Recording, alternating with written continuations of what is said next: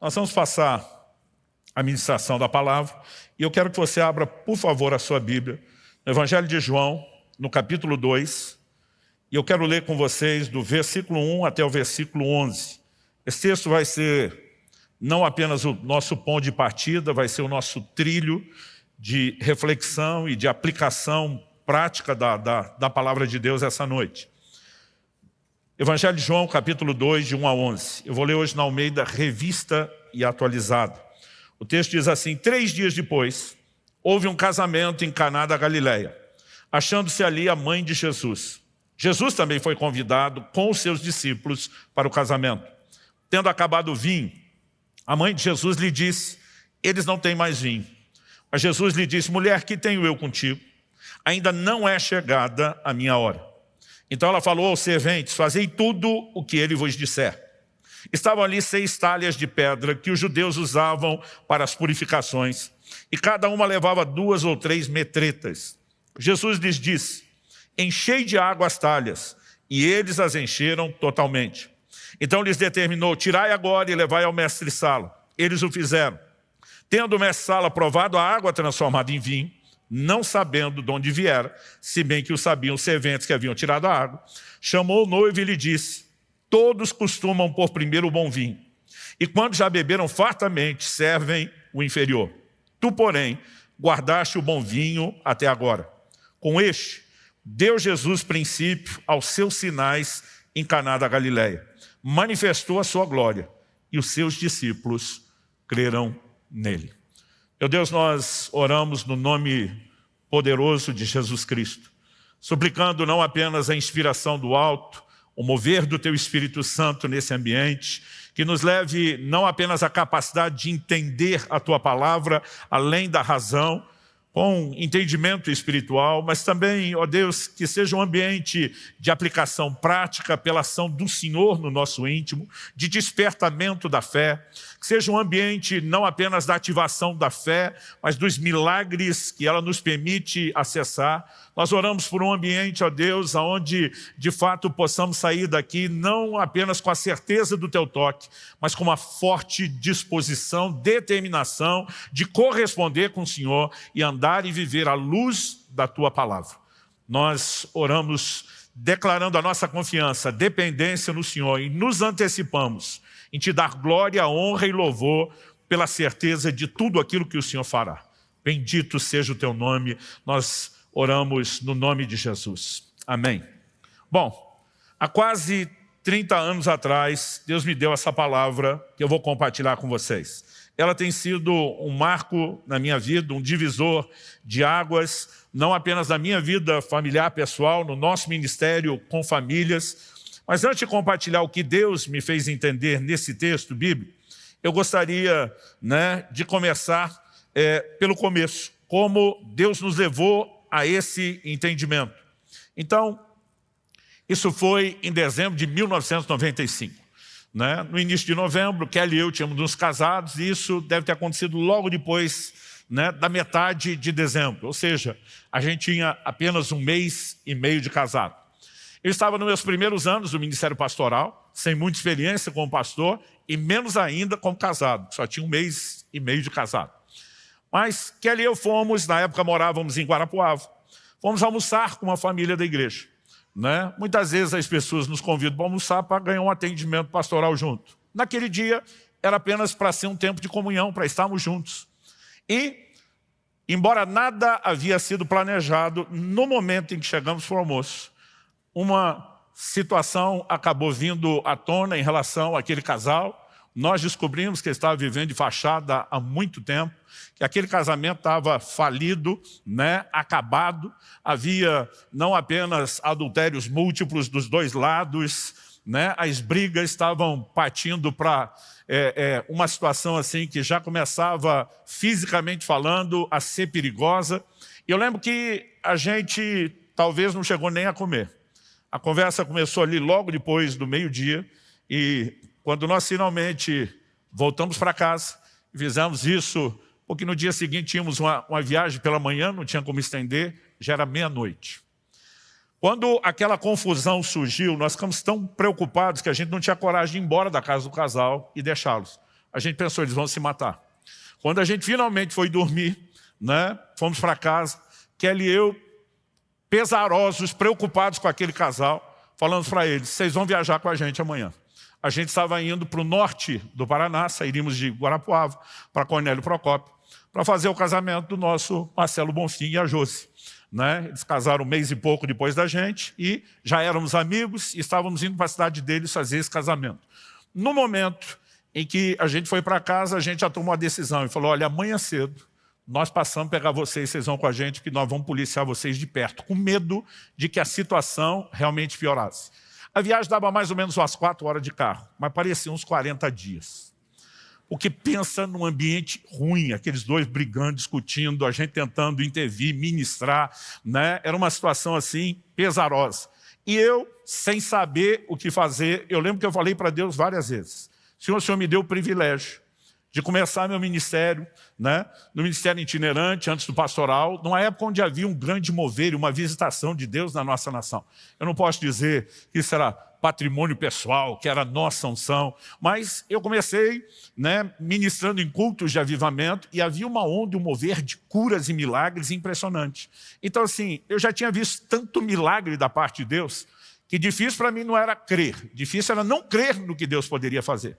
Mas quando eu olhei para aquela situação daquele casamento, eu lembro que antes de dormir falei para Deus, se o Senhor arrumar um casamento como esse, eu não duvido de mais nada. Eu falei, eu já vi milagres de cura extraordinários, já vi milagre criativo, o Senhor botar órgão dentro de gente que não tinha. Eu falei, mas honestamente está difícil acreditar que existe uma solução para esses dois.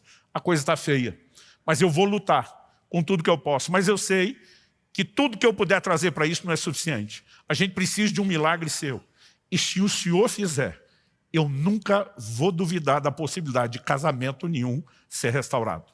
Quando chegamos na cidade, deu tempo de pegar um almoço, né? E como era sábado, a família do noivo, no caso o Marcelo, preparou uma feijoada. E eu lembro, a gente já tinha dormido pouco, estava cansado da viagem, pegamos o calor do norte do Paraná, com a feijoada no bucho, numa época em que eu não comia como hoje, né? Não tinha tanta moderação. Então, eu lembro assim que bateu um sono descontrolado. E tudo que eu queria era ir para casa, onde eu ficaria hospedado, acho que era do pastor da igreja, para conseguir dar uma descansada.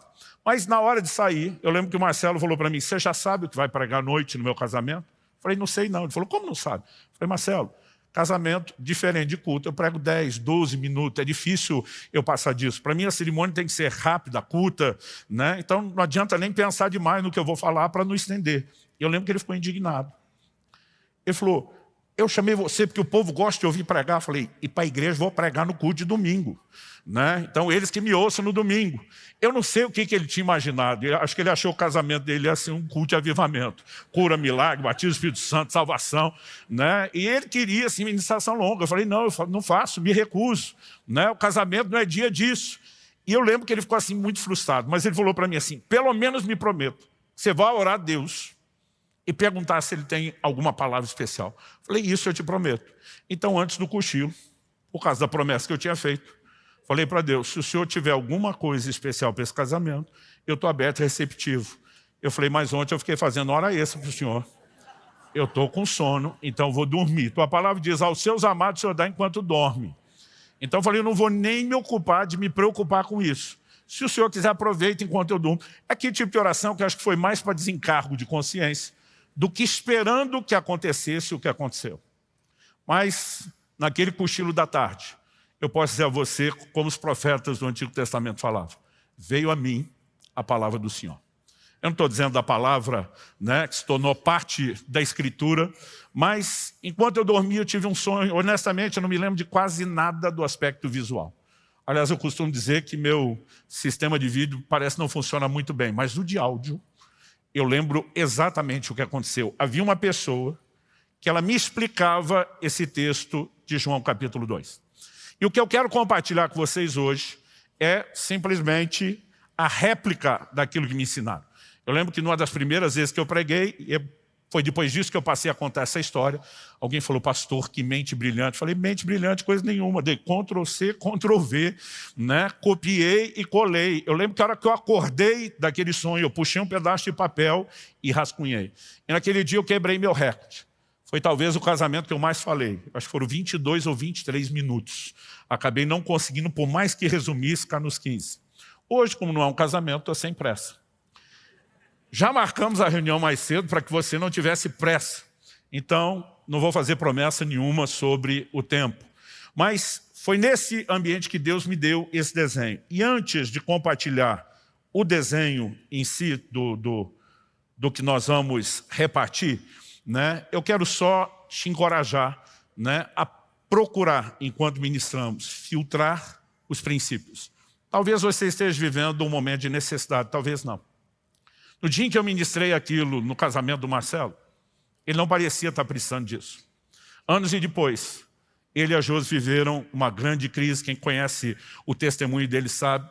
E foi justamente a decisão que tomaram de sentar para assistir aquele vídeo e de lembrar tudo que Deus tinha falado, que os inspirou para acreditar e viver a restauração deles. A palavra que eu liberei naquele dia foi o ponto de partida da restauração daquele casal que nos acompanhou. Eles não apenas foram restaurados, eles passaram a ministrar casais e restaurar muitos outros casais. Assim como Marcelo e Josi, depois do seu testemunho também, passaram a replicar isso na vida de muita gente. Eu não sei te dizer nesses 30 anos, quantos casamentos, pela graça, bondade de Deus e para a glória dele mesmo, nós vimos experimentar intervenção sobrenatural. Gostaria de dizer que foi todo mundo, mas nem todo mundo quer andar no trilho que normalmente nós propomos. Alguns querem apenas alguma intervenção de Deus instantânea usando a lei do menor esforço. Eles gastaram anos estragando o matrimônio, mas eles querem que Deus resolva em segundos, sem que eles sequer participem muito. E normalmente não funciona assim. O que eu tenho aqui não é uma fórmula instantânea para você, mas é um trilho de princípios bíblicos que pode e com certeza vai te ajudar. Então, no momento em que eu tive o sonho e a pessoa falava desse texto, ela me chamava muito a atenção para a afirmação que está no versículo 11. Com este, deu Jesus princípio. Outras traduções, né, usam a palavra deu início. Essa palavra significa começo, origem, né? A primeira pessoa ou coisa numa série. Em outras palavras, esse é o primeiro milagre que Jesus operou no seu ministério. E aquela voz dizia, você diz que crê para todo tipo de milagre, porque já viu curas e milagres de toda sorte, mas que não tem fé para um milagre no casamento desse casal que você está, né, levando na viagem com você. Ele dizia, é importante que você perceba que o primeiro milagre de Jesus não foi um milagre de cura, não foi de multiplicação de alimento, não foi de libertação. O primeiro milagre de Jesus foi operado dentro de um casamento. Ele disse, isso não está registrado na Escritura à toa. Romanos 15:4 diz que tudo quanto foi escrito, para nosso ensino foi escrito. O apóstolo João termina o seu evangelho dizendo que se todos os milagres que Jesus operou fossem registrados, nem no mundo inteiro caberiam os livros. Ele diz, mas esses foram selecionados. Ou seja, o que nós temos nos evangelhos é a seleção, uma pequena seleção de incontáveis milagres. Ele diz, esses foram selecionados para que vocês creiam. Ou seja, não é apenas um relato histórico. É algo que tem o poder de produzir no meu e no seu coração fé. Fé para quê? Não apenas para sabermos quem Jesus é, mas para sabermos também aquilo que Ele faz. E Hebreus capítulo 13, verso 8 diz que Jesus Cristo é o mesmo ontem, hoje e o será para todo sempre. O mesmo Jesus que curou os enfermos nos dias do seu ministério, andando pelas praias da Galileia, continua curando enfermos hoje em dia.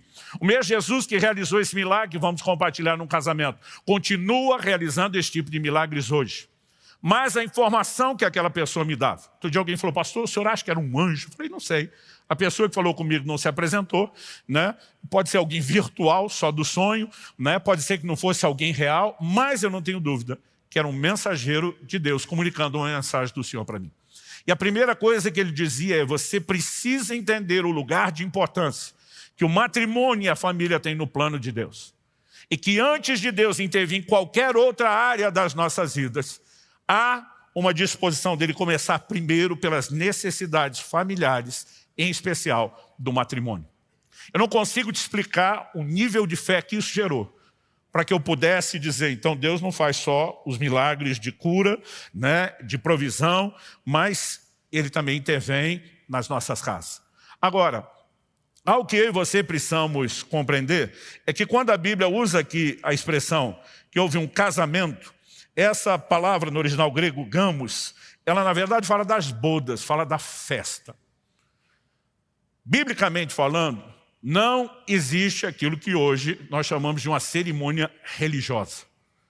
E nós não estamos falando contra isso porque praticamos isso. Embora normalmente a gente não faça isso no contexto do auditório, né, da igreja, a gente acredita que, biblicamente falando, o casamento é uma aliança. Toda aliança tem 3 ingredientes indispensáveis, se repetem ao longo das Escrituras. Né? O primeiro deles é que a própria aliança é um compromisso. Então existe sempre um pacto, votos, promessas que são feitas que determinam aquele compromisso. A segunda é que normalmente se trocam presentes como um selo da aliança e um lembrete daquilo. Então, parte da razão, porque seguimos a cultura de usar, né, no dedo um anel, é por esse significado da troca de presentes que é bíblico. E normalmente a aliança era feita diante de testemunhas. É por isso, normalmente, marido e mulher não se unem sozinhos e eles têm que fazer isso diante de testemunhas. As testemunhas não são só os convidados. A Bíblia diz em Malaquias 2,14 que Deus foi testemunha, né, da aliança entre o homem e a mulher da sua mocidade. Aliás, várias vezes na Bíblia, ao confrontar pessoas que deixaram o casamento ruir, Deus vai usar a expressão, a mulher da mocidade, o amigo da sua juventude. Basicamente o que Deus está dizendo é, espero de vocês, não apenas a empolgação amorosa, regada a uma disposição hormonal alta, de quando vocês se conheceram e passaram a viver juntos. Deus está dizendo, eu espero que vocês não baixem o nível.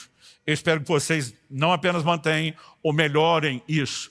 Então não há só uma expectativa de Deus, de que o casamento possa ser algo abençoado, duradouro, empolgante, né? Regado a amor, não necessariamente a ideia de amor romance padrão de Hollywood, porque isso não é bíblico. Né? O amor não é um sentimento que é despertado fora do seu controle. O amor bíblico é uma decisão.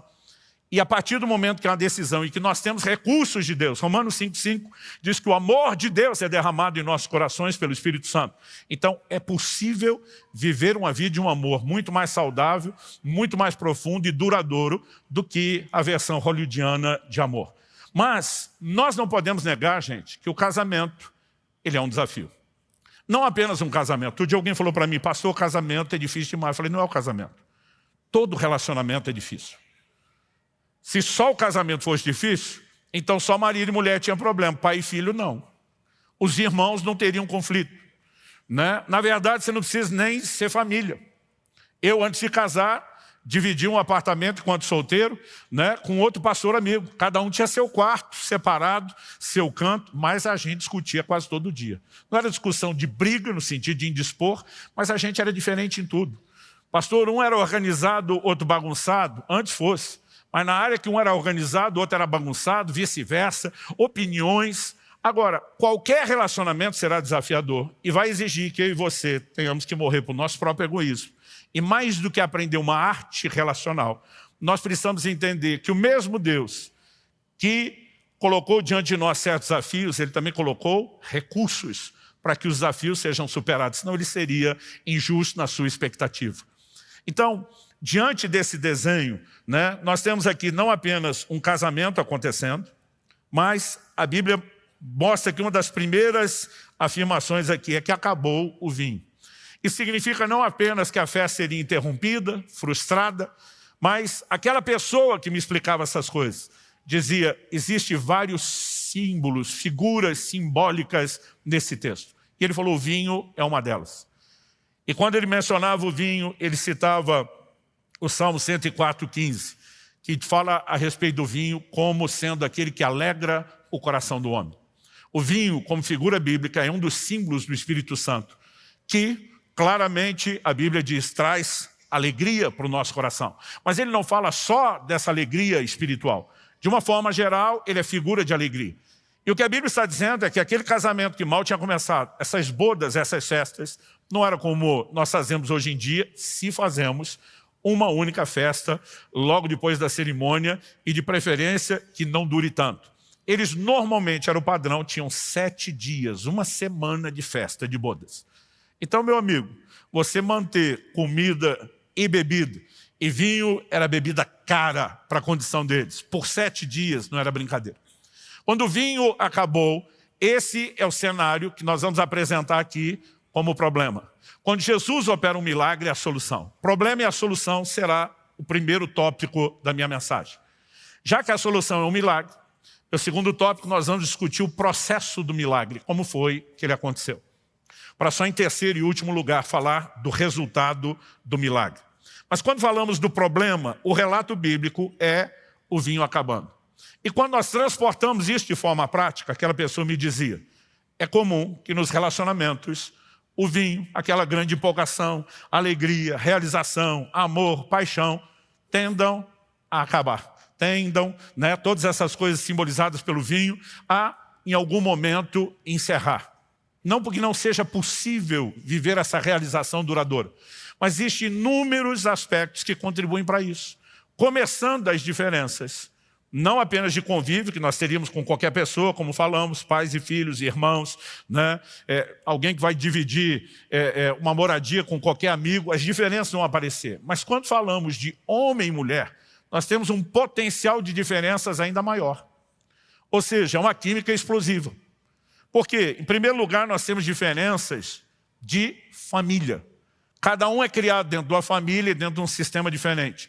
E daqui a pouco cada um deixa essa estrutura onde foi criado, treinado, programado para conviver com alguém que veio de uma estrutura completamente diferente. E não precisa ter certo ou errado. Basta ser diferente para que isso já gere alguns desafios. Não bastasse isso, nós temos os desafios de temperamento, de personalidade. Você já ouviu a frase, os opostos se atraem? A gente trata isso hoje em dia quase como um versículo apócrifo. Mas isso é muito verdadeiro, Estatisticamente falando, é muito maior a probabilidade de que você procure se casar com alguém diferente de você do que alguém igual. O problema é que no início, o que nos leva a procurar alguém diferente é porque a gente vê que o outro tem virtudes que a gente não tem.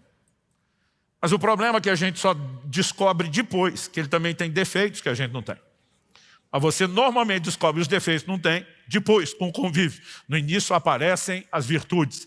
E essas diferenças vão trazer um desafio ainda maior. Não bastasse as diferenças de criação, as diferenças de temperamento, nós ainda temos as diferenças do jeito de ser de homem e mulher.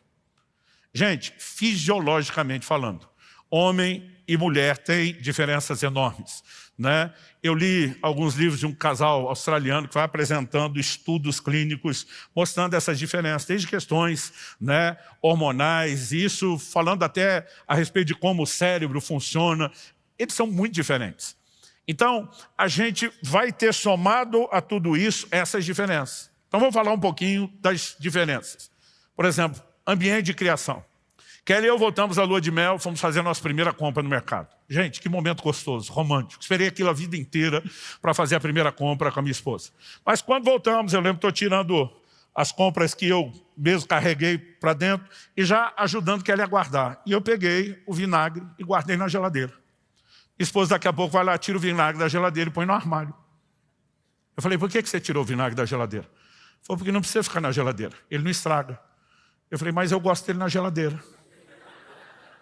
Ela falou, por que você gosta dele na geladeira? Eu falei, porque eu gosto da salada geladinha. Ela falou, meu amor, você gosta da limonada gelada. O limão e a água ficam na geladeira, o açúcar não precisa ficar. Por que o tempero da salada também tem que estar gelado? E às vezes quando a gente perde a razão no argumento, a gente apela. A hora que eu vi, eu já estava dizendo, minha avó guardava na geladeira, minha mãe guardava na geladeira, e eu quero guardar na geladeira. Kelly olhou para mim e falou assim, minha avó guardava no armário, minha mãe guardava no armário, e eu quero guardar no armário. Gente, todo dia ela pegava o vinagre da geladeira, punha no armário. Eu tirava do armário e punha na geladeira. Pensa no vinagre que andava. Esse negócio durou eu não sei quanto tempo. Até um dia que minha mulher usou de sagacidade comigo. Eu lembro que fui a uma oficina mecânica, mexer alguma coisa no carro. Não devia ser nada muito importante.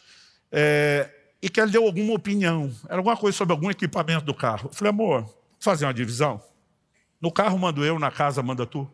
Ela na hora estendeu a mão e falou, negócio fechado. Eu devia ter pensado, mas eu dei a mão depressa. A hora que eu dei a mão e selei o acordo, ela falou, e minha primeira decisão, como quem manda em casa, o vinagre vai para o armário. Já vou falar isso, porque quando eu não falo termino de pregar, o povo está desesperado para saber, pastor, aonde ficou o vinagre? É lógico que no armário. Até pouco tempo atrás, minha mulher leu um estudo e dizer que é mais saudável ficar na geladeira. Eu falei, você devia ter me ouvido, querido. Agora fica na geladeira. Mas eu tenho a sensação, depois de 30 anos, que eu perdi, mesmo que ele ainda esteja na geladeira. Não conheço nenhum casal que planejou onde é que vai guardar o vinagre, porque você não imagina que essas diferenças vão surgir. E, gente, isso é uma de muitas. Eu tenho um amigo que a primeira briga dele também foi na primeira compra no supermercado. Marido e mulher entram, todos felizes, românticos. E, gente, recém-casado. Eles acham que o mundo não está vendo eles. Né? Então, um belisco o outro, a risadinha. Eles estão assim, no mundo deles. Aliás, disse num restaurante você descobre de peça quem é recém-casado e quem não. Recém-casados estão focados um no outro, esquece do mundo. Aqui estão casados há mais tempo, presta atenção em todo mundo e às vezes não reparam um no outro. Então, os dois estavam lá naquele clima, de repente entraram no corredor que tinham o óleo, ou os óleos. Né? Eu falei primeiro no singular para você não achar que eu estava falando do órgão da vista, da visão. Quando entraram, carrinho para no meio, um sai para um lado numa prateleira, o outro sai na outra. Um volta com óleo de soja, o outro com óleo de milho. Ele vê a mulher com óleo de milho e fala, o que é isso? Ela falou, óleo de milho. Ele falou, minha mãe a vida inteira cozinhou com óleo de soja. Ela falou, a minha com óleo de milho. Ele falou, mas eu prefiro óleo de soja. Ela falou, então pede para sua mãe cozinhar. Aí, irmão, o Satanás já entrou. Confusão. Agora, alguém antes de casar combinou que óleo ia cozinhar? A gente nem imagina que essas diferenças de criação vão surgir e elas são inúmeras. Aí vamos para as diferenças de temperamento. Né? Então, assim, as pessoas são realmente diferentes e têm respostas completamente diferentes. Isso só vai complicar as coisas. Né? Então, assim, sempre tem um que fala mais e tem aquele que não quer falar tanto. Sempre tem um que é mais extrovertido e tem o outro que é mais introvertido. E essas diferenças, elas vão ainda potencializando quando somos as primeiras. E você tem as diferenças, como eu disse, do jeito de ser do homem e da mulher. Homem e mulher, eles são tão diferentes que eles são assim, o oposto. Um livro que nos ajudou demais no início do casamento, era uma leitura que não era cristã, né? Mas eu recomendo até hoje. Homens são de Marte, mulheres são de Vênus. É uma perspectiva antropológica, sociológica, de comportamento. E o cara usa essa figura para dizer, parece que cada um veio de um planeta diferente, se encontraram aqui e estão tentando, né, fazer funcionar as suas diferenças. Você já viu os homens quando se encontram? Gente, um homem não elogia o outro, não na frente. A gente, quando se encontra, expressa carinho como? Esculhambando. E aí, cabeçudo? E aí, barrigudo? Né? Ô, careca, eu não sei. Gente, não tem. Um homem chegar para o outro e falar, você está lindo. Nunca. Agora, quando um sai da roda, vai embora e não está ouvindo, aí pelas costas a gente fala, gente boa isso aí. Os outros podem crer. Mas na frente nós nunca vamos dizer que ele é gente boa. Por que é assim? Não sei, mas é assim. Agora, já viu as mulheres? É o oposto. Quando ela assim, quando você está linda, você que está, emagreceu, blá, blá, blá. A hora que uma sai da roda, engordou. Gente, não tem certo e errado. Os dois elogiam, os dois esculhambam. Só que o homem esculhamba na frente, elogia por trás. A mulher elogia na frente, esculhamba por trás. São diferentes. E quando você soma essas dificuldades, gente, honestamente, eu demorei para entender. Né? Eu dizia para minha mulher, você não toma banho, você tenta se cozinhar a si mesmo com água quente. Mas, fisiologicamente falando, a temperatura do corpo da mulher é mais fria. Né? Ela vai ter dificuldade com isso, vai querer mais coberta na cama, tem elementos que são fisiológicos. Outro dia, a gente estava conversando com casais e normalmente os homens reclamam que a mulher fala demais. Eu falei, gente, para de reclamar da sua mulher falar demais. Porque, fisiologicamente falando, o sistema nervoso que controla a fala da mulher é de 4 a 6 vezes mais desenvolvido que o do homem. Eu falei, você que tem um retardo mental. E aí você reclama que ela fala muito? Ela é que tem que aturar o seu retardo. Os homens ficaram quietos, as mulheres riram, lavaram a alma. Daqui a pouco eu mudei o assunto. Falei, por outro lado, falando da empolgação sexual, a parte lá do hipotálamo, que controla a libido no homem, chega a ser 10 vezes mais desenvolvido que a da mulher. Aí um homem que acho que estava com a mágoa do que eu tinha falado, levantou e falou, quem é o retardado agora? Mas essas diferenças estão aí, e nós vamos ter que achar jeito de lidar com isso. Via de regra, salvo exceções, lá em casa eu falo mais que a Kelly, exceção, não é regra. Né? Salvo exceções, a mulher vai falar mais, o homem vai falar menos. O homem vai estar mais empolgado, por avivamento. A mulher, principalmente, dependendo da fase do mês ou da vida, né? A situação hormonal, só Jesus sabe o que pode acontecer. E a gente entende que quando você soma isso tudo, essas diferenças, elas podem comprometer o vinho. Mas há uma solução que nos permite não ver o vinho terminar. Então, apesar de haver desafios, e de fato o casamento tem desafios e pode ser problemático, Deus não criou essas diferenças à toa. A Bíblia diz assim, como ferro com ferro se afia, assim o homem é o seu amigo. Qualquer relacionamento, as diferenças podem nos afastar ou podem nos aperfeiçoar. A gente tomou a decisão desde o início. Nós queremos crescer nas nossas diferenças e nós precisamos da solução. Qual a solução? A Bíblia diz que Jesus foi convidado para o casamento. Gente, se nós queremos ver o casamento funcionar, o próprio Jesus, quando vai falar do casamento, Mateus 19, ele diz, vocês não leram que desde o princípio, Deus fez homem e mulher, e diz, deixará o homem, seu pai e sua mãe, se unirá. Ele volta lá no primeiro casamento para apresentar como modelo. Agora, quando você volta lá no primeiro casamento, o que é que você vê em Adão e Eva? Quando Deus cria e estabelece o primeiro casal no jardim, a Bíblia diz que Deus os visitava diariamente.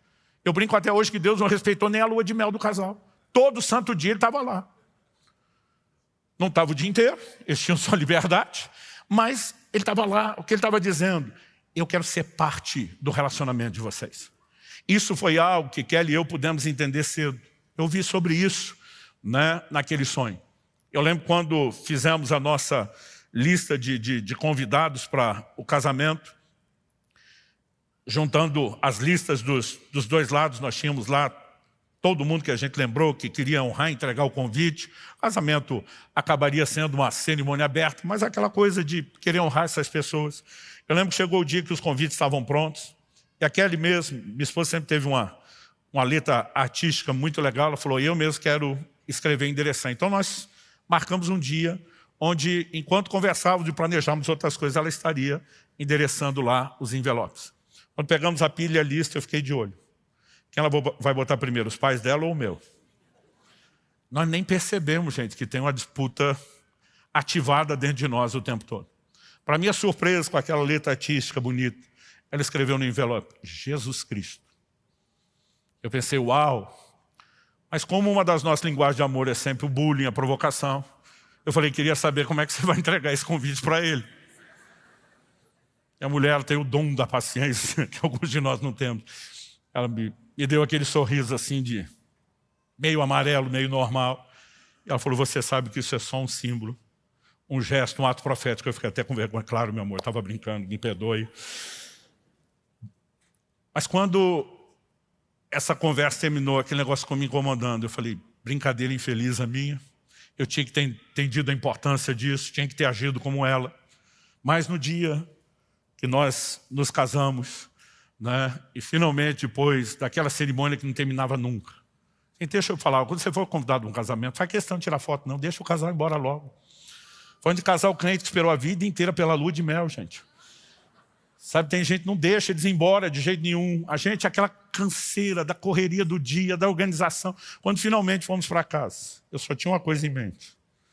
Eu vou ter que conseguir carregar a minha esposa na hora de entrar. A gente tinha ganhado de presente uma lua de mel para viajar só no dia seguinte. E decidimos que a gente não queria passar a primeira noite no hotel. A gente queria passar no apartamento, queria morar. E eu falei, eu quero entrar com estilo. Mas a primeira coisa que fiz, quando chegamos no quarto, nós dobramos o joelho do lado da cama, juntos.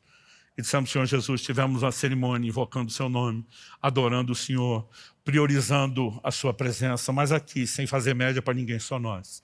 Nós estamos dizendo, o Senhor é um convidado para conviver, para estar conosco, não só na festa. Nós te queremos o tempo todo. Nós queremos um casamento onde o Senhor seja Senhor. Onde o Senhor esteja presente não só para assistir ou fiscalizar, mas para intervir. A gente quer submeter tudo que nós vamos viver. Queremos ter festa, né, de todo o gênero, espiritual, emocional, deleite físico, sempre com a ciência de que o Senhor está presente, de que em tudo nós temos que te agradar. E sabe, a consciência daquele convite e daquela oração do primeiro dia é algo que me marca até hoje, 30 anos depois. Nós precisamos cultivar a presença do Senhor nos nossos matrimônios. Eu gosto de dizer às pessoas, já falei isso para os jovens, fiz isso quando namorava. Né? Meus 2 filhos tomaram a decisão por eles, nunca pedi, né? Mas os 2 decidiram que daria o primeiro beijo só no altar. Eu falei, olha, eu apoio vocês, jamais exigiria, porque seria incoerente da minha parte. Falei, beijei muito sua mãe. Na minha época, não só a gente não tinha esse entendimento, como fui orientado pelo pastor Francisco, que Deus o tenha, ele dizia, quem mora longe, se vê uma vez por mês, se esse namoro for frio demais, não dura. Então, obedecendo o meu pastor, eu gosto de jogar nas costas dele, né? Nós tomamos uma decisão, vamos esquentar um pouco. Aí você descobre que nunca esquenta só um pouco. Agora, não tem coisa que te ajude mais do que depois de você ter dado 2 ou 3 beijos, dizer, vamos orar? Você lembra quem você serve, quem que você tem que agradar, as leis dele. Pensa num negócio que tem um poder e uma força maior do que qualquer empolgação hormonal. Né? E a gente aprendeu essa coisa de precisamos cultivar a consciência da presença dele. Se nós não praticarmos isso, não adianta querer viver milagre. Tem muita gente que a hora que o vinho acaba, ele quer correr atrás de Jesus para chamar. O diferencial que nós temos aqui é que na hora que acabou, ele estava lá. E porque estava lá e foi convidado para estar lá, ele pôde agir. Eu não consigo ver nada que seja mais importante a ser apresentado para você do que essa questão de cultivar a presença do Senhor, não apenas na nossa vida enquanto indivíduos, mas no nosso casamento. Ainda que você não faça isso todo dia, o tempo todo, mas os casais não deveriam apenas orar sozinhos, também deveriam orar juntos. Né? Nós aprendemos a importância de cultivar a presença de Deus naquele dia, naquele sonho. Né? Isso me foi apresentado como uma das maiores chaves. A Bíblia diz, se o Senhor não edificar a casa, em vão trabalham aqueles que edificam. Então assim, nós temos que fazer a nossa parte, não dá para terceirizar para Deus. Mas não adianta achar que nós vamos conseguir fazer sem Ele. E sem Ele, não é a mera formalidade de dizer, Senhor, nós queremos a Tua bênção. É cultivar a presença dEle, é respeitar a palavra dEle, é andar nos seus valores. Então, o primeiro passo que determina o milagre era a presença de Jesus. Mas era só isso? Não. Quando a mãe de Jesus começa a provocá-lo, dizer, acabou o vinho. Ele está dizendo, ainda não chegou a minha hora. Ela vira para os serventes e faça o que ele mandar. A Bíblia diz que esse é o primeiro sinal público de Jesus. Particularmente, eu imagino que dentro de casa Jesus já podia ter feito alguma coisa. Se não, Maria no mínimo sabia quem era Jesus e que em algum momento ele ia começar a fazer coisas extraordinárias. Então ela dá uma instrução para os serventes. O que ele mandar, obedeça. Por que ela está falando isso? Porque ela já está imaginando, deduzindo. Ele pode propor uma coisa que não faça o menor sentido para vocês. Como ele vai fazer? Encha as águas, as talhas de água. Não, mas o que está faltando é vinho, não é água. Encha de água. Ela falou, o que ele mandar, obedeça. Não questiona, só obedeça. Então, se você quer um ambiente de milagre, em primeiro lugar, cultive a presença dele. Segundo, não cultive por mera formalidade ou interesse. Faça isso com uma disposição de obedecer e de cumprir aquilo que ele diz que nós temos que fazer. Ele está certo sempre, gente. E se o Senhor diz que o melhor caminho é quando alguém te bate na face e vira outro, quando te pede para caminhar uma milha junto, você e a segunda, quando pede a capa para você entregar a túnica, existe algo nessa obediência, aquilo que Jesus falou, que não se trata de mera passividade. Aliás, não há passividade, porque a nossa carne vai lutar contra tudo isso. Você vai ter que ser, na verdade, muito ativo para conseguir subjugar a força da carnalidade, do egoísmo em qualquer relacionamento para poder andar naquilo que Deus tem. Então, esse relato do milagre nos apresenta um quadro de problema e a solução. Problema, o vinho, naturalmente falando, tende a terminar, especialmente por causa das diferenças. Pode ter inúmeros outros fatores, mas especialmente por esse. Mas a solução vem de cultivar a presença de Deus e da disposição de obedecer. Quem está entendendo, diga amém. Segundo lugar, se a solução é um milagre, qual é o processo do milagre? O que Jesus fez não é algo unilateral, né, só da parte dele, ou como a gente possa interpretar aqui, da parte de Deus. O Senhor Jesus chama aquelas pessoas a trabalharem e interagirem com Ele. Então, naquele sonho, aquela pessoa que me explicava, me dava aquela aula, ela falou, além da tipologia do vinho, há outras coisas nesse texto que você precisa observar.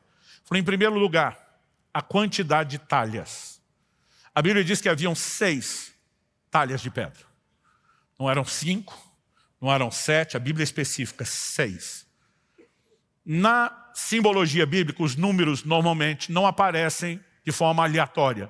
Eles normalmente comunicam um significado. Número 6 na Bíblia sempre está relacionado ao homem e aquilo que é humano. O livro de Gênesis diz que Deus criou o homem no 6º dia. De Gênesis a Apocalipse, a mensagem é a mesma. No Apocalipse a gente tem lá a menção do número 666. E a Bíblia diz número de homem.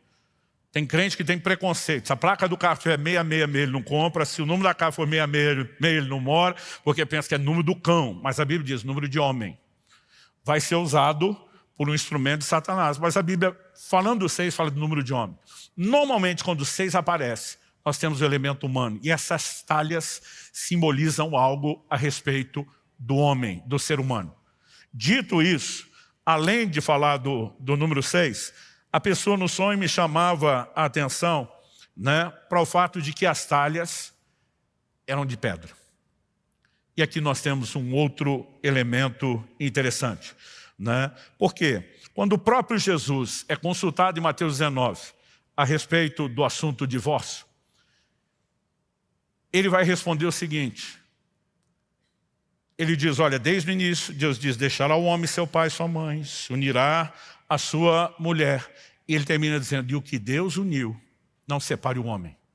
Porque a pergunta que fizeram é lícito divorciar por qualquer motivo. Eles não foram perguntar a Jesus se era lícito divorciar. Porque na lei de Moisés havia uma permissão para o divórcio. Então eles queriam saber se o divórcio podia acontecer por qualquer motivo. E haviam 2 escolas rabínicas de pensamento muito diferentes. Então eles querem saber que partido Jesus vai tomar. Primeiro Jesus diz, o plano de Deus não é a separação. Aí eles perguntam, então por que Moisés permitiu? E diz, Moisés os permitiu por causa da dureza do vosso coração.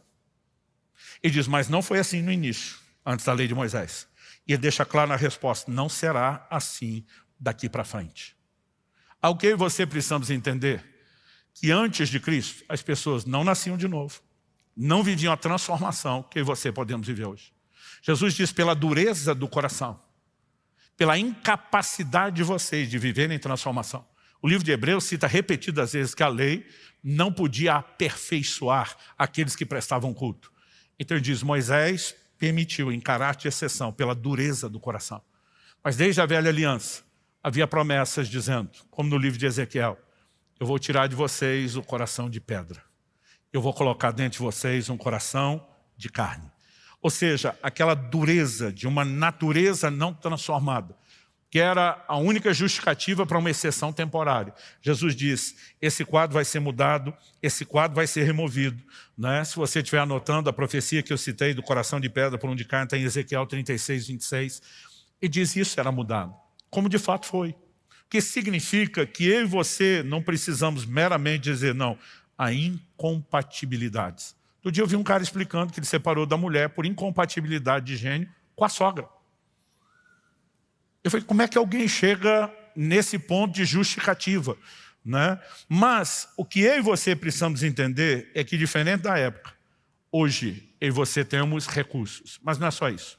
Ainda que a pedra retrate essa dureza, eu não sei se a palavra talha, etimologicamente falando, está ligada a isso, mas essas pedras, elas eram talhadas. E aqui eu e você precisamos entender algo. Gente, quem já teve o privilégio de fazer uma viagem dessas caravanas para Israel, quando você vai hoje em Caná da Galileia, tem à disposição para que você veja uma pedra que remonta ao 1º século e que dá a ideia de como eram essas talhas. Uma delas está à disposição, ela é mais ou menos dessa altura, dessa largura. Eram blocos enormes de pedra que eles cavavam. Por quê? A Bíblia diz que cabiam de 2 a 3 metretas. A metreta era uma medida de 40 litros. Ou seja, em cada talha cabia de 80 até 120. Vamos calcular uma média de 100 litros. 6 talhas, 600 litros de vinho.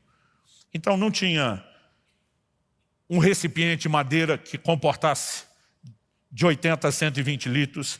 Não tinha nada de barro que pudesse suportar o peso e a pressão do líquido. Então, o jeito era pegar aquelas talhas e talhar. Por que era imprecisa a medida? 2 ou 3, podendo variar de 80 até 120. Porque depende do quanto a pedra tinha sido talhada. E esse é um detalhe importante que vai fazer sentido daqui a pouco. Depois de falar sobre o número 6 relacionado ao que é humano, falar das talhas, que falam tanto da dureza do coração, como da necessidade de ser talhada. Uma pedra pouco talhada comportaria menos água, consequentemente, menos vinho, na transformação de Jesus. As pedras normalmente estavam ali para os rituais de purificação, que eram banhos, ablução. Então, normalmente eram usadas com água, mas mesmo para aquela quantidade, era necessário, né, que fosse nesse formato. E, em terceiro e último lugar, falando do processo, aquela pessoa que me explicava aquilo no sonho dizia: agora preste atenção na água. Ele falou: a água é a matéria-prima do milagre. Milagre por milagre, gente, Jesus podia simplesmente fazer aparecer o vinho. Mas ele decide que primeiro seja colocado água, para depois se transformar em vinho. Em primeiro lugar, nos mostra um processo de interação. Ele está dizendo: eu posso fazer meu milagre, mas não trabalho sozinho. Você me oferece algo primeiro, antes de eu poder fazer algo para você. E aqui nós temos um elemento de interação importante. O segundo é o significado que a água tem ao longo das Escrituras. Ela simboliza tanto a palavra de Deus, como também a ação do Espírito Santo em nós. Em Efésios 5:26, a Bíblia diz, né, a respeito de como Cristo se deu a si mesmo por nós, pela igreja, para santificar, diz: pela lavagem de água da palavra. Na hora do lava-pés, Jesus diz a respeito de alguns já estarem limpos, e o próprio Jesus no seu ensino vai usar a própria palavra: vocês já estão limpos pela palavra que eu vos tenho falado. Então, um dos significados da água envolve a palavra. Mas em João 7, nos versos 38 e 39, Jesus diz: quem crê em mim, como diz a Escritura, do seu interior fluirão rios de água viva. O verso 39 explica: isso ele disse a respeito do Espírito Santo que haveriam de receber aqueles que nele crescem. Então agora vamos para a estrutura humana. Nós somos limitados. Nós somos seres carnais, egoístas por natureza, né? A maioria de nós, gente, o tempo todo está disputando aquilo que é do nosso interesse. A Escritura diz que nós temos que levar em conta não o nosso interesse, mas o do outro. Quando a gente entra no casamento, você tem tanto deveres como direitos. Os seus direitos são os deveres do outro, do cônjuge. Mas os direitos dele são os seus deveres. Você já percebeu que a gente nunca briga pelos deveres? Eu não fiz isso que eu deveria ter feito da forma correta. Me perdoa. Não, eu errei mais do que... Ninguém briga por isso. A gente não briga pelas nossas faltas. A gente sempre está cobrando o que o outro deveria ter feito. Mas o casamento tem as duas coisas. E a Bíblia diz: cada um paga. A mulher paga o seu marido que é devido. O marido paga a esposa que é devido. Todos nós temos deveres. Mas quando a gente vai para o relacionamento, existe uma dinâmica de egoísmo dentro da nossa carne, que precisa morrer. A pedra precisa ser talhada. Quanto mais a gente se deixar ser trabalhado por Deus, mais água pode caber nela. Agora, se você se deixa trabalhar pouco, pouca água. Se você se deixa talhar muito, mais água. Mas o que é água? A gente tem que estar cheio da palavra e do Espírito Santo.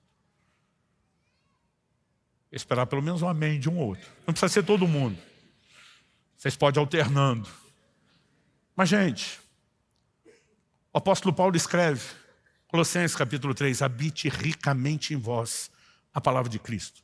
Um crente que está cheio da palavra e um crente que está cheio do Espírito Santo, que Jesus disse que nos faria lembrar a palavra, ele vai ter algumas dificuldades na dinâmica de conflito. Eu já tive momentos, né, de estar lá conversando com a minha mulher, e ela, várias vezes depois da gente ter casado, disse: eu devia ter feito um curso de direito para me preparar com as discussões para você. Porque ela diz: não adianta estar certo, se não provar que está certo, não funciona. Eu dizia: mas normalmente é assim que a gente consegue saber que o outro está certo. Então, tudo eu queria argumentar, e que ele nunca gostou disso. Mas às vezes ela preferia não discutir, mas ela ia para o disque denúncia. Ela ia para o quarto, dobrava o joelho e dizia assim: ó, eu não consigo convencê-lo, mas meu marido pode ser teimoso o que for. Ele é sensível ao Senhor. E se o Senhor falar com ele, vai funcionar. E às vezes eu estava no meu momento de oração, e Deus falava algumas coisas comigo, deixava claro, e ia lá e dizia: você foi para o disque denúncia? Ela dizia: fui. Eu dizia: dessa vez ele está do seu lado. Não significa que em alguns momentos ele não estará do meu. Mas sabe, você pode viver uma dinâmica completamente diferente. Há momentos onde você pode estar no meio de uma discussão, o Espírito Santo diz, por que você está indo por aí? Os textos da palavra começam a brotar e diz, por que eu estou andando nesse caminho? Gente, não tem como um crente ser cheio da palavra do Espírito Santo e a carne reinar e prevalecer.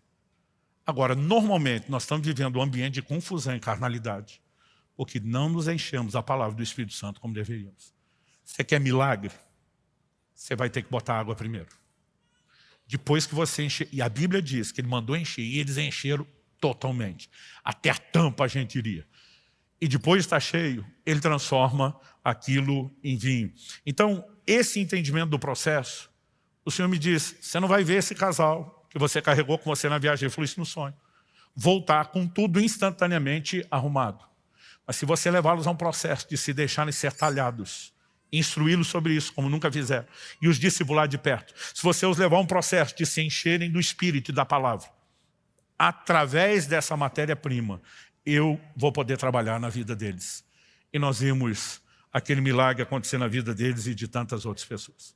Para terminar, em terceiro e último lugar, eu queria destacar aqui o resultado do milagre. Então, nós temos pelo menos duas coisas quando falamos do resultado do milagre que precisa ser levado em conta. A primeira delas está no verso 9. Tendo o mestre Sala provado a água transformada em vinho, não sabendo de onde viera, se bem que sabia os serventes que haviam tirado a água, chamou o noivo e lhe disse, todos costumam pôr primeiro o bom vinho. Quando já beberam fartamente, servem o inferior. Gente, 7 dias de festa. Era complicado manter vinho bom o tempo todo. Mas normalmente se começava com o melhor. Diz que a primeira impressão é que fica. Depois que a turma já estava mais farta, vai substituindo, medida econômica. Essa é a realidade de muitos casamentos, onde o vinho não acabou. Ele já foi substituído por algo inferior. Mas quando ele prova e diz que vinho é esse, ele diz, meu amigo, você guardou para o fim da festa o melhor vinho. Isso significa o quê? Que quando o Senhor Jesus intervém, ele não só devolve o que a gente tinha no início e perdeu. Ele pode nos dar algo que nós nunca tivemos. Eu não sei te dizer quantas vezes, gente, 30 anos, pastoreando milhares de pessoas, eu não sei te dizer quantas vezes nós vimos casais sair de algo que parecia impossível aos olhos humanos, um casamento arruinado, arrebentado, gente que mal conseguia lembrar da época que teve vinho. E eles entrarem depois no lugar em Deus, nunca de forma instantânea, mas entrarem no lugar dizendo, nós nunca vivemos isso, nem antes do problema. Nós podemos experimentar algo de uma qualidade muito superior a lua de mel, a paixão dos primeiros dias, né? Ao momento onde não havia tanto desgaste no relacionamento. Porque aquilo que Deus faz é de verdade, é para valer, é bem feito e é de alta qualidade. E nós precisamos acreditar nisso. A segunda coisa é que nada do que Deus faz é só para você. Você não foi salvo e alcançado por Deus sozinho. Falamos disso aqui domingo, nós somos alcançados para alcançar, o que inclui pessoas. Tudo o que Deus faz na minha e na sua vida não é para parar na gente. E a gente precisa parar de orar como se a gente fosse o centro do universo. Deus, o Senhor precisa fazer porque eu estou aqui, eu sou o centro de tudo. Eu e você somos pequenas engrenagens de algo muito maior do que nós, que é o reino de Deus. E Deus não vai desperdiçar uma oportunidade de quando faz um milagre na sua vida, deixar que isso seja só para você. Não existe desperdício na economia de Deus. Você observar mesmo quando Jesus multiplica pães e peixes, com a instrução dele depois, recolha o que sobrou para que nada se perca. Não há desperdício no plano e no propósito de Deus. E deixa eu te dizer algo, quando Deus faz algo na minha e na sua vida, Ele não vai desperdiçar isso agindo só em meu e seu favor. Deus pega todo milagre, toda intervenção que Ele faz na nossa vida para nos colocar numa vitrine, para que isso inspire outros, para que isso traga glória e honra ao seu nome. E o verso 11 nos mostra o objetivo principal do milagre. Nós precisamos parar de achar que Deus existe apenas para nossa alegria.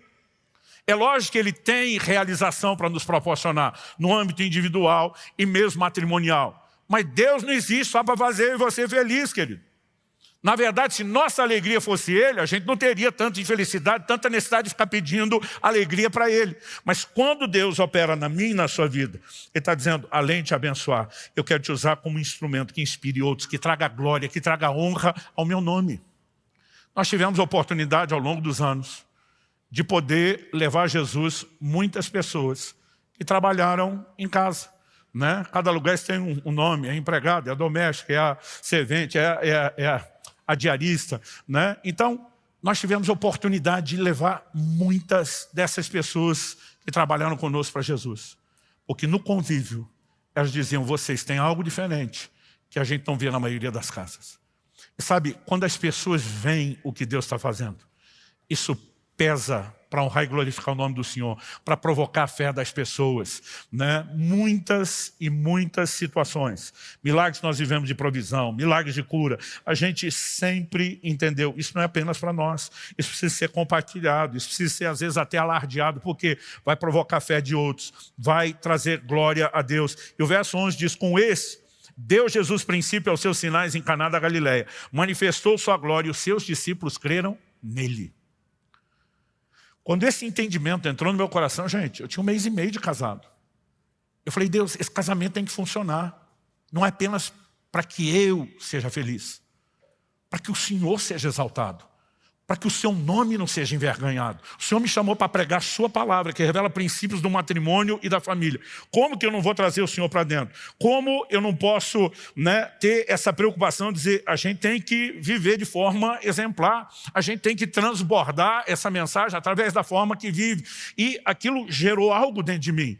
É possível viver de uma forma que não seja apenas bom para a gente, seja bom para Deus, seja bom para os outros, para aquilo que as pessoas verão.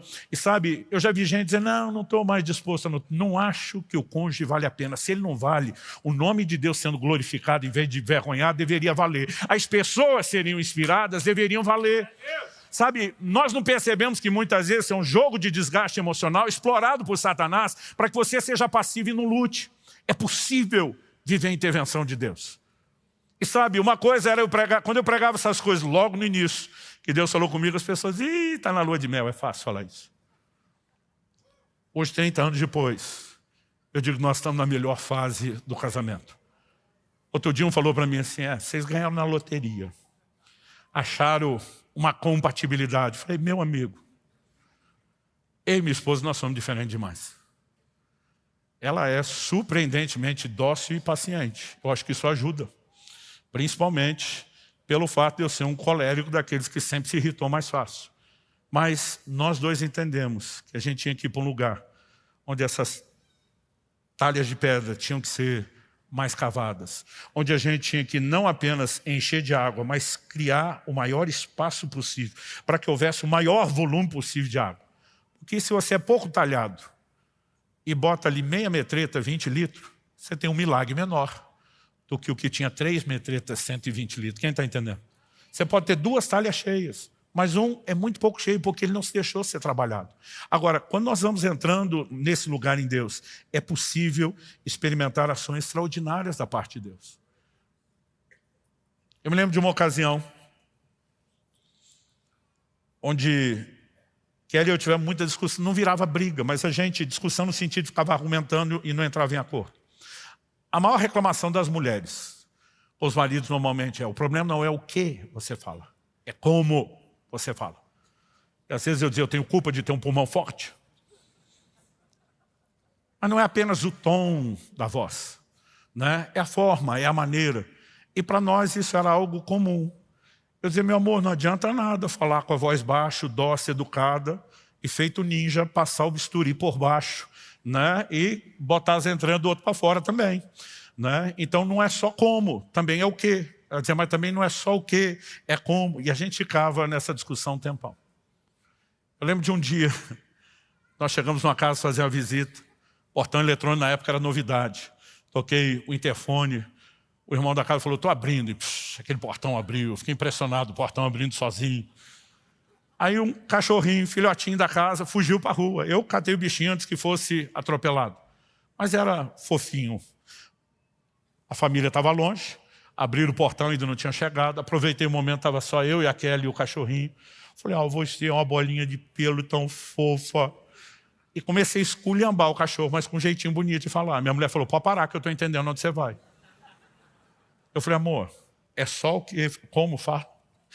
O que fala faz toda a diferença também. Não tinha jeito da gente resolver esse negócio. Mas um dia minha esposa, eu falei de uma forma acertada, sábia, A gente tinha um problema para resolver, porque além de marido e mulher, a gente trabalhava junto.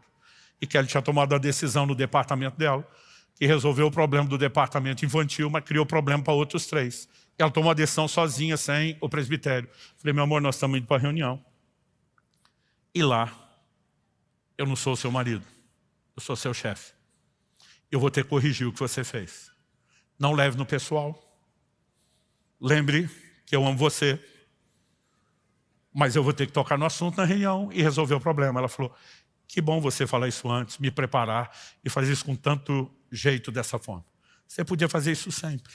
Ela falou, aliás, antes de corrigir, me ajudaria muito se você me elogiasse. Quando ela falou isso, eu já perdi a paciência. Falei, quando eu elogio você, eu não boto uma crítica no meio. Raramente você precisa ser confrontado ou criticado. O tempo todo você é louvável. E eu não tempero com algo. E no dia de chamar a atenção, ela falou, me ajudaria muito. Eu olhei para ela e falei, não me peça para praticar essa psicologia barata. Ela sabiamente ficou quieta, mas foi por disque denúncia. Dia depois eu estou orando, estava quebrantado. O momento perigoso é quando você está quebrantado na oração. Eu estava dizendo para Jesus, estou facinho. O senhor pode pedir o que quiser. O Espírito Santo falou comigo, você me acusou de praticar psicologia barata. Falei, nunca. A única vez que falei isso foi uns dias atrás para minha mulher, que queria que antes de eu confrontá-la, elogiasse ela. Ela é elogiada a maior parte do tempo. Me recuso a fazer isso. Eu falei, se você classificou o que sua mulher te pediu de psicologia barata, você falou mesmo contra mim. Não tinha nada a ver com o senhor, é só com ela. Ele falou, vai ler Apocalipse 2 e 3. Eu já sabia o que tinha lá, as cartas às 7 igrejas da Ásia. Em todas elas, antes de confrontar, Jesus começa elogiando. Vamos tomar a primeira carta no início do capítulo 2, a igreja de Éfeso como exemplo. Conheço tuas obras, teu labor, tua perseverança. Suportastes provas pelo meu nome, não desfaleceste. Puseste a prova, e se dizem apóstolos, não são, os achaste mentirosos. Ele fala da dedicação, do trabalho, da resiliência, do controle de qualidade. Aí em algum momento ele diz, mas como ninguém é perfeito, tem um negocinho aqui que nós vamos ter que arrumar. Tenho contra vocês, que vocês abandonaram o primeiro amor. Mas o fato errado não significa que está tudo perdido. Arrepende, volta à prática das primeiras obras. Nós podemos deixar isso bom. Mas deixa eu te lembrar que também tens a teu favor, elogio de novo, que odeias as obras dos nicolaítas, as quais eu também odeio. Meu pastor Abe Uber chama isso de efeito sanduíche. E diz que toda a correção devia ser como um hambúrguer, servido em 2 metades de pão. Pão apreciação, antes e depois. Correção no meio. Eu falei um dia para ele, mas posso servir um hambúrguer triplo? Ele falou, caprichando no antes e depois, e sempre funciona. A gente foi revolucionário. A partir daquele dia eu chegava, meu amor, você é uma mulher tão incrível, tão extraordinária, que eu fico até constrangido de ter que falar o que eu tenho que te falar aqui agora. Não, pode falar, não, é sério. Eu ganhei na loteria. Você é fantástica, você é admirável. Ela dizia, estou pronta. Dizia, meu amor, eu precisava ter feito isso. Ela, pois é, foi mal. Está vendo como você é incrível? Já recebeu de coração aberto, já resolveu. Esse negócio passou a ficar tão fácil, que um dia eu fui elogiá-la por alguma coisa, ela falou, estou pronta, pode falar. Eu falei, falar o quê? Não, você não ia me confrontar? Não, só estava te elogiando mesmo. Por causa de uma direção do Espírito Santo. Eu não sei te dizer quantos conflitos nós deixamos de ter. Agora, quando você está lá com ele o tempo todo, e tem a ajuda dele o tempo todo, dá para ser algo diferente. Gente, potencialmente, todos nós temos nitroglicerina na nossa carne para criar confusão em qualquer relacionamento com qualquer pessoa. Mas quando as talhas estão cheias de água, Deus tem matéria-prima para transformar em vinho. Eu posso te dizer assim, diante de Deus, no temor do Senhor, que a melhor coisa depois de Jesus que me aconteceu foi o meu casamento. E por mais que a gente saiba de todos os desafios, a gente tomou uma decisão, nós vamos manter essas talhas bem cavadas, cada vez mais. Nós vamos mantê-las sempre cheias de água. Nós vamos cultivar aquela presença que nós entendemos ser importante desde o início. Porque quando o Senhor está presente, isso faz toda a diferença. Sabe, se eu e você não tivermos o entendimento de que esse Deus faz milagre em todas as outras áreas, começou pelo casamento, dizendo, se tem uma área que me importa, se tem um lugar para onde eu quero começar, é o seu matrimônio, nós não vamos ter fé para buscar a intervenção dele. Mas se nós entendemos a importância que Deus dá, Porque alguns de nós nos achamos refém dentro da prisão. Casei sem saber qual era o nível de compromisso. Agora que eu descobri as letrinhas pequenas do contrato que eu não li antes, não posso sair, deu ruim. Tipo, então, para a glória de Deus, eu vou sofrer aqui para sempre. Eu queria que se fosse para a glória de Deus, ainda valeria sofrer. Mas a boa notícia é que não precisa sofrer. Dá para viver um ambiente de transformação. É lógico que não depende só de um. Há situações, né, onde, infelizmente, a gente não vê as pessoas cooperarem com Deus, mas a gente tem que lutar mais. A gente tem que orar mais. A gente tem que crer mais. A gente tem que abrir um espaço para Deus fazer. Outro dia alguém falou, pastor, me ajuda. Eu estou perdendo meu casamento. É a coisa mais importante da minha vida. Se o senhor puder jejuar por mim. Falei, vou fazer, filho. Era uma quinta-feira. Falei, amanhã, sexta-feira, eu começo. De sexta a domingo, 3 dias na água. Falei, mas tu vem comigo. Não, pastor, não vai dar. Como? Não, é que eu estou indo para a praia. Eu falei, quer saber? Que se lasque você, seu casamento. Ele, que isso, pastor? Eu falei, você acha que eu vou brigar por você, ficar 3 dias jejuando na água e tu lá passeando na praia?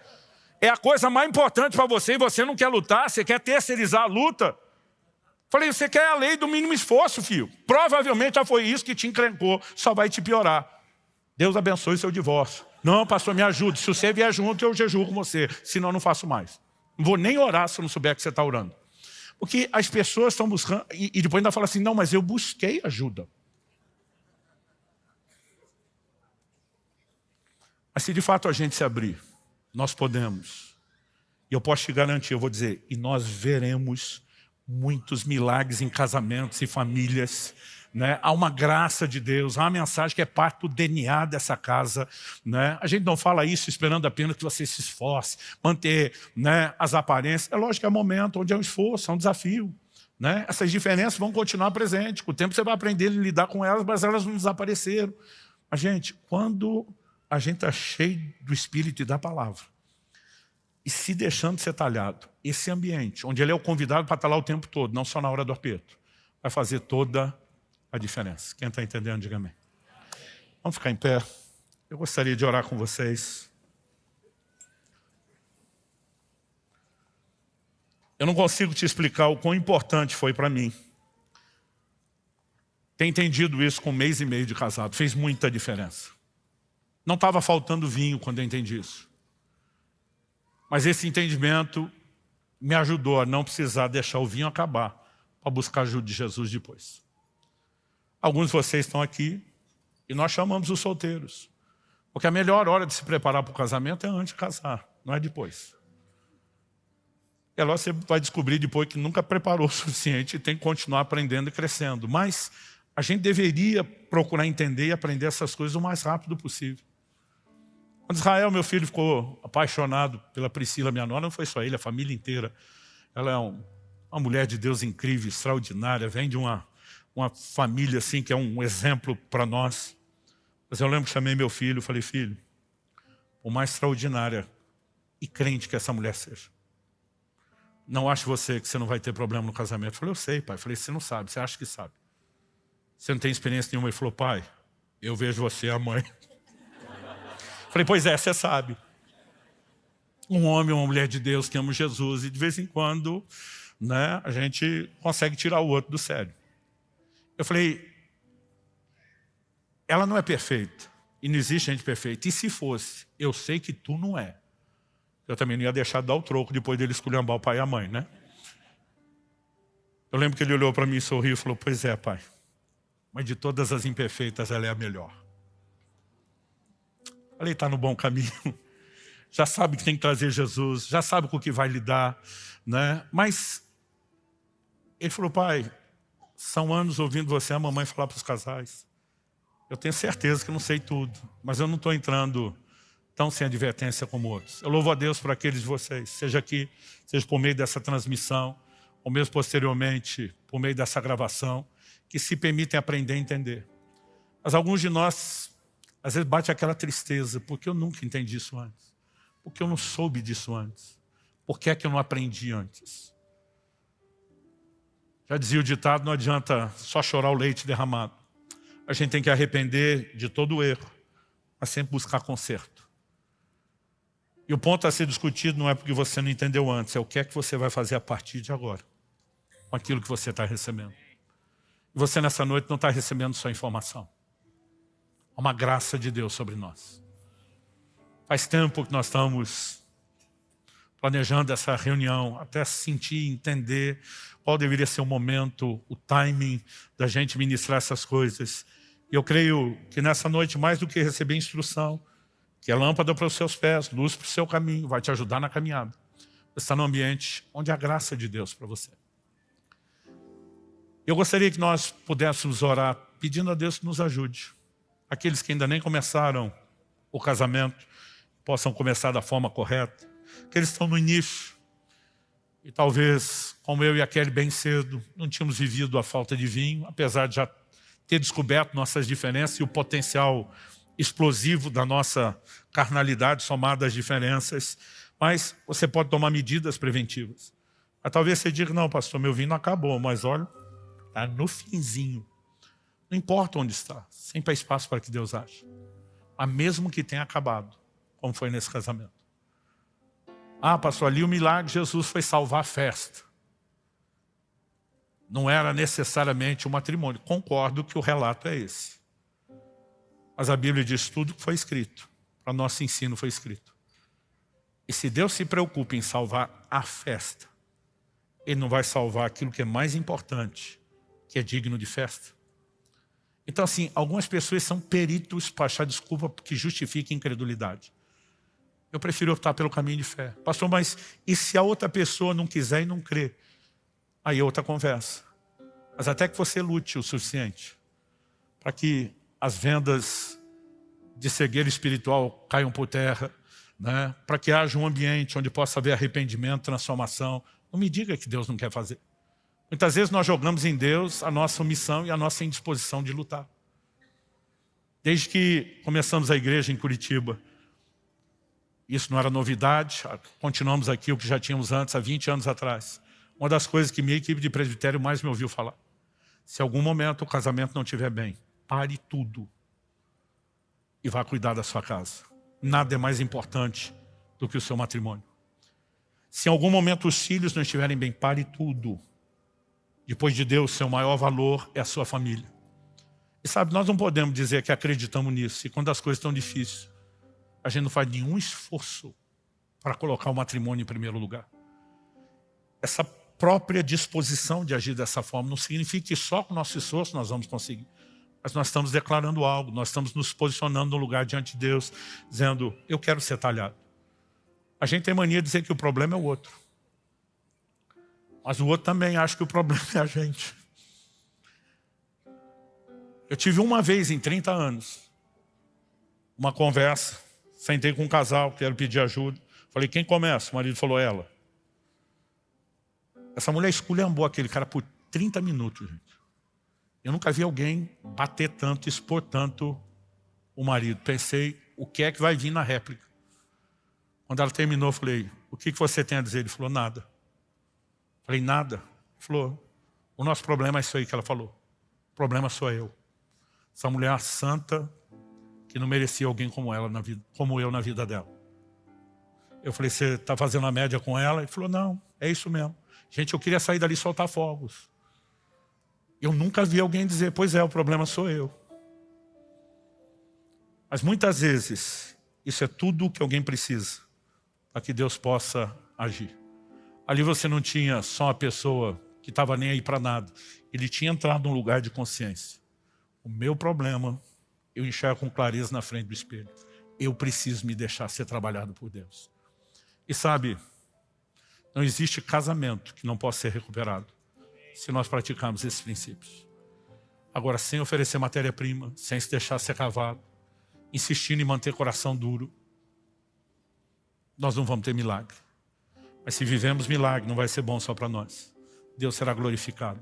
Pessoas serão encorajadas, a fé delas, né, será provocada e elas vão poder crer, porque elas vêm funcionando o Deus que nós anunciamos. Eu gostaria que você colocasse a sua vida diante de Deus. A menos que a gente tenha alguma direção específica, eu não vou chamar ninguém à frente. Primeiro, porque a ideia não é expor. Segundo, não é o fato de você vir ou não à frente, que vai mudar. Mas um posicionamento aí onde você está, dizendo: Deus, eu preciso da sua ajuda, eu preciso voltar a cultivar a sua presença, ou passar a fazer isso, não apenas no meu coração, mas na minha casa, no meu matrimônio. Eu preciso, de fato, cultivar a sua presença, eu preciso entrar nesse lugar de entender a importância do que Maria disse. Façam o que Ele mandar. Não tem milagre que não dependa da sua obediência a Deus. E nós precisamos entrar nesse lugar. Se está na Bíblia, é para ser vivido. Não, eu até sei que a Bíblia manda perdoar, mas não estou afim. E quer viver milagre? Então, talvez seja o momento da gente dizer: Senhor, eu preciso começar a arrumar isso aqui. Eu tenho um coração mais empedernido do que eu imaginava. Mas o Senhor prometeu trocar o coração de pedra pelo de carne. Eu quero viver esse processo. Eu quero ser cheio do Espírito Santo. Eu quero ser cheio da palavra. Mas isso não vai entrar na sua cabeça por osmose enquanto você dorme. Você vai precisar gastar tempo com a palavra. A palavra é um espelho, ela vai expor nossas falhas, mas também vai mostrar quem nós somos em Cristo, o que está à nossa disposição. Vai inspirar a sua fé, que é o ingrediente que nós precisamos. Coloque sua vida diante de Deus. Talvez você diga: pastor, as coisas estão melhores do que nunca, mas tem espaço para melhorar. Talvez Deus incomode alguns de nós aqui presentes a orarmos por casais que não estão aqui e que estão precisando ir para a UTI urgentemente. Se você sentir algum impulso de Deus de interceder por alguém, não acho que isso é coincidência. Creia que é um impulso do Espírito Santo e obedeça a isso. Vamos orar por um instante. Do seu jeito, da sua maneira. Eu pedi para você ficar em pé porque é hábito.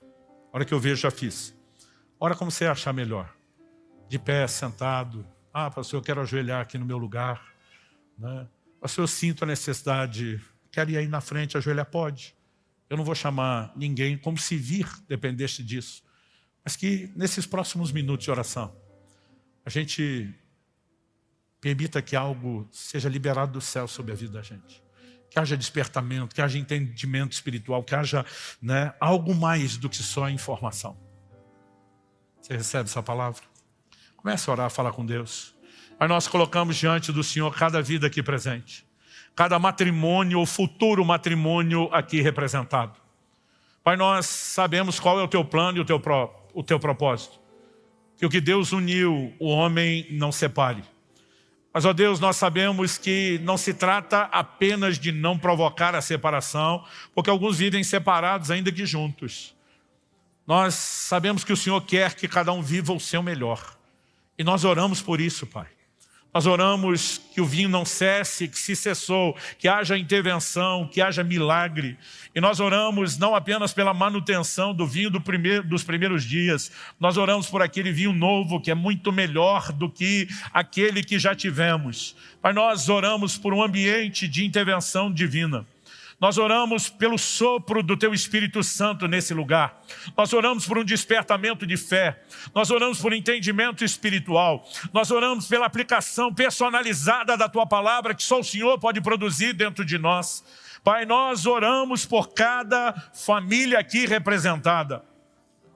Clamamos, ó Deus, por milagres que não apenas nos remetam a um lugar de alegria e satisfação, mas que nos levem a um lugar onde mais do que isso, permite que outros sejam despertados a viver no mesmo. Que o Teu nome seja honrado e glorificado. Pai, nós oramos por casamentos, matrimônios e famílias que exaltem o nome do Senhor na forma como vivem. E que façam isso não apenas sozinhos, mas principalmente por cultivar a Tua presença e juntamente com ela as Tuas intervenções. Sopra sobre nós. Precisamos da Tua intervenção. Em diferentes níveis, em diferentes áreas, mas nós necessitamos. E nós clamamos o Teu toque, o mover do Teu Espírito. Nós clamamos que aquilo que o Senhor começou aqui agora não termine no final dessa reunião. Nós oramos não apenas que continue, nós oramos que o Senhor de fato aperfeiçoe, aprofunde, intensifique, que isso se torne progressivo para a glória do Teu nome. Nós oramos em nome de Jesus. Estende a Tua mão, Senhor. Toca cada um dentro da sua necessidade. Nós oramos que toda amarra do inimigo seja quebrada. Nós levantamos o escudo da fé contra todo dardo inflamado do maligno. Invocamos o Teu nome e a Tua intervenção. Mas honestamente, Senhor, temos produzido um prejuízo maior para os nossos matrimônios, nós mesmos, do que qualquer ataque do inimigo. Nós queremos nos expor para que o Senhor lide conosco. Nós oramos em nome de Jesus. Em nome de Jesus. Se você crê, concorde, diga amém.